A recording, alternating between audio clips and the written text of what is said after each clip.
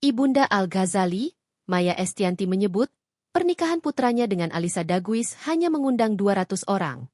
Karena ini bukan resepsi, lebih kepada intimate dinner.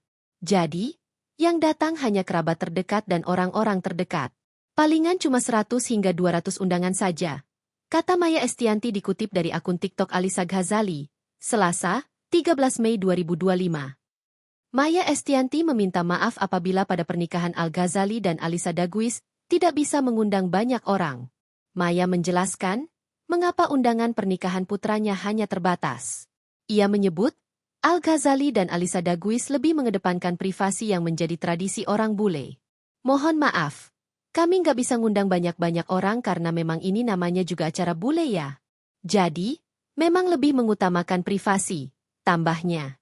Apa yang menjadi konsep pernikahan dari Al-Ghazali dan Alisa Daguis merupakan bagian dari keinginannya, meski diakuinya tidak pernah mencampuri pernikahan putranya tersebut.